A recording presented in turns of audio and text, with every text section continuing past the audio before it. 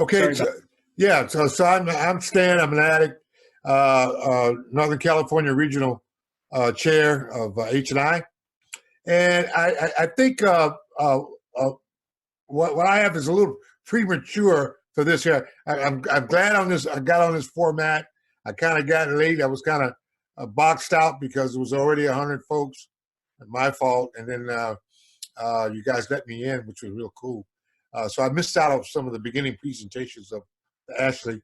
But what I think all this is great with the local facilities and the statewide facilities, and so I think that where I'm at and with our teams, our H&I team and our PR teams, is getting together, having discussions, and finding out what we can do, and how and who to talk to begin the conversation with these facilities is what we need to establish a relationship with them, so that as we work on these projects, then we can present. We have something to present. I think it's really a lot of great stuff. I heard a little thing that kind of twisted my head about the HIPAA. I don't know how Zoom has cleared HIPAA when it's if those people that are at that facility, okay, their medical rights, it's a lot of violations could take place. I mean, do we go to the directors, not the people that just be working overnight crews and all that kind of stuff that happen to be part of our fellowship, but do we have permission from the directors of the program there to go into those facilities and to do those things? So, and I have one of our members. We had a conversation a couple of weeks ago. She says, "Well, all you got to do is just block yourself out. Where there's no camera." That's, oh wow, that's pretty. But still, that's not what as a member of Narcotics Anonymous and part of H&I and we do. I want to make sure that if we are going in those facilities that we're doing everything correct, because I don't want to go through a series of, wow, we're going to boot you out. And, we've been shut out of facilities, and sometimes it takes a long cycle to get back into those facilities, because of we didn't do things right. So what I'm really pushing for on our end of it is to know exactly what we're doing as we're presenting ourselves, doing presentations, exactly what we're doing, and who do we have? Are they cleared? Are they really cleared to go in there? You know what I mean? Or are they cleared to go anywhere? And that's what we want. We don't want nobody, a captain that's in there says, "Oh, I know that guy. He's barred from this facility," and boom, we could be kicked out. You know what I mean? So those are the kind of questions that I'm really, really, truly want to nail as we move forward in this new territory. As we move forward in this new territory, how we can actually, be prepared all the way around. So it's just really, and then state-wise is pretty cool, but then the different counties are autonomous. They're autonomous, and so each one operates in a different way. You know what I mean? Just like San Jose was saying, like, you know what, you got so and so forth got 2 felonies. He can't come in, even though he's got 25, 26 years clean, working a program. So those kinds of things, we need to get ourselves together, sit down with those professionals and kind of strike a deal, so that we can be able to do what we need to do. Thanks. Thanks, Stan. And we have, I will not pronounce your name right, so I apologize. But from the APF, thanks for joining us. Go ahead and say your name so I don't say it wrong. My name is Amitabh, and I'm the Asia Pacific Forum Public Relations Coordinator, and I'm also an addict. Good to be here. A couple of questions, one for Billy and one for Shane. Billy, I had written something in the chat. I just wanted to, I found it really interesting that you spoke about how you spoke about the HNI handbook being so dated, and how technology is made it possible for people to access regular meetings in institutions. So how do you did say that you discussed this issue in your subcommittee, but how do you see the change happening? What do the HNI committees need to keep in mind, considering this new nature and this new exposure institutional addicts have? How do we need to evolve? That's my question to you. And what experiences do you think? And Shane, a question to you. With the equipment, I mean, are you saying that the HNI committee buys a whole lot of equipment and then sort of, I don't know, give it to institutions, or use them when they, if institutions don't have the equipment and can't afford to buy it? Is that what you're saying as well? That's it. Thank you.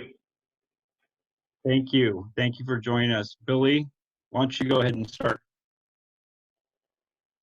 I'm Billy. I'm an addict. Yeah, thanks for your question. That's something that, we, like I said, we've been discussing for some time, and we had actually formed an ad hoc committee to kind of discuss that. And some of the things that came back were potentially even starting a separate subcommittee, through HNI to really, handle that kind of stuff. Because something that we faced when all this started was there's a number of treatment facilities in the Boston area where you have NA members who happen to work at these treatment facilities. And what they were essentially doing was they were going in, using their cell phone, and just zooming right into just any random meeting that popped up. And that's something else that happened, in the Boston area. Was a lot of meetings just popped up out of nowhere. And I'm not talking about meetings that were regularly scheduled, just random pop-up meetings that people would start. And it's a bit chaotic, and NA members from treatment facilities who work there would just zoom in their clients to this meeting. And we had a lot of discussion about that as well. And how do we approach that? And we kind of just left it alone now that things are a bit more organized. But, we looked at that and we said, we're living in an age of technology where addicts who are in treatment centers aren't necessarily restricted from NA meetings. They could potentially have regular access to NA meetings, even if they were online. So this is really all stuff that's new to us. And for now, we formed an ad hoc committee to discuss that kind of stuff. And when we meet at our subcommittee meeting for the region, we take what comes back from the ad hoc and we discuss it further. It's really a brainstorming session at this point. All right. Thank you. Thanks, Billy. Shane, do you want to answer the question posed to you? Yes, yes, and yes, and maybe. Here's how I would answer that question.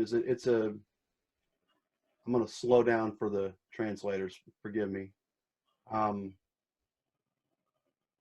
The equipment is one variable in the equation. And so if we understand that there has to be equipment, then we need to make a decision how the equipment is going to get there. And each individual committee can decide on how they want to spend their funds. If it makes them feel more comfortable, instead of donating it, maybe they can loan it to the facility. Or when things open back up, a single member goes as a panel leader and plugs it in and brings the speakers in online. There are several combinations of how that piece of equipment can get into that facility to bring a meeting in. You just need to decide who's going to carry it and who's going to press the buttons. Once you make that decision, then you have to figure out whether you're going to pay for it or not. So does that make sense, Amitabh? Yeah, okay. it does. So establish whether there's a need for the equipment or not, then establish how it's going to get paid for, whether the facility is going to purchase it or possibly the local community, and then establish whether you want a member to take it and bring it out every time, or you let the facility do it. That's what I would say. We've Yeah. done meetings where a member went in with his iPad, plugged it into the TV, and then left with his iPad. Right.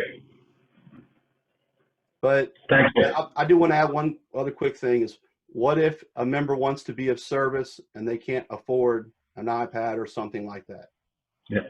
That's when you may want to consider, hey, do we want this guy to be able to do the job? Do we need to get him a piece of equipment? Something like that.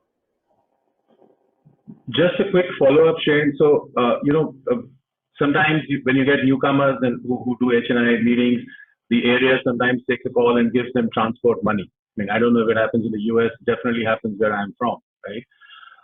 So could the committee then also look at maybe having some equipment and then just giving it to a newcomer for use, during the duration of the HNI meeting? Is this one of the things that you would suggest as well? I would. I know people who wouldn't, but I would.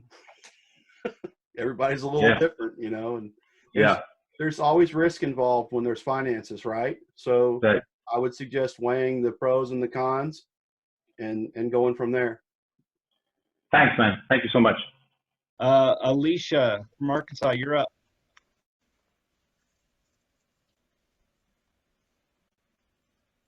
Can you hear me?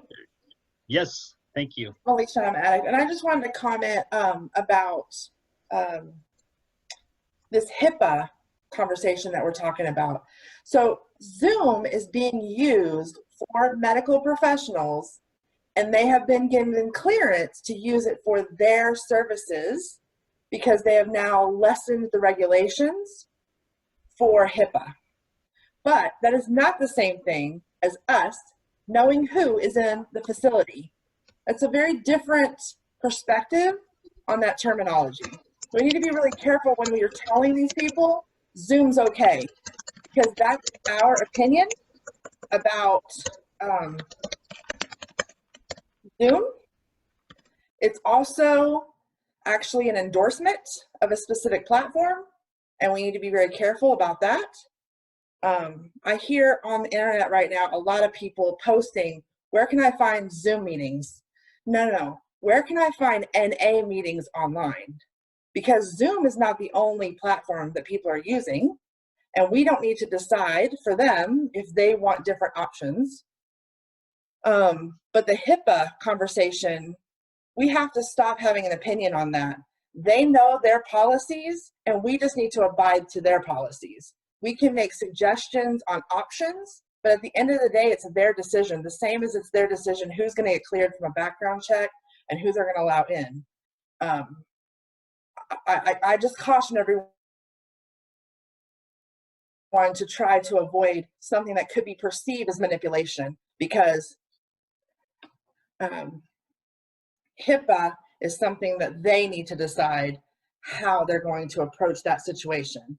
As an interpreter, I was on a Zoom call with a psychiatrist and their client recently, and their husband and children were walking around in the background. So HIPAA is sometimes very individualized, and their regulations are their own, and they have to abide by their standards. We don't have HIPAA. NA members don't have HIPAA. So stay in our lane, just be NA members trying to bring the message and being helpful, but I think it's just really important that we don't give advice about HIPAA. That's all I want to say. Thank you, Alicia. Amanda, H&I chair, I think it says back to basics. You're up. Yeah, I had posted the question in the chat, actually. I'm just looking for some solutions. We've got some jails that are all on lockdown, like the inmates are not allowed out of their cells. And I'm just wondering what anyone else has found for solutions on how to reach those people. Are those, Amanda, are those long-term facilities or county jails? Sorry, I cut out a little bit what you were saying. County jails. Okay. We have a few minutes right now if anyone wanted that.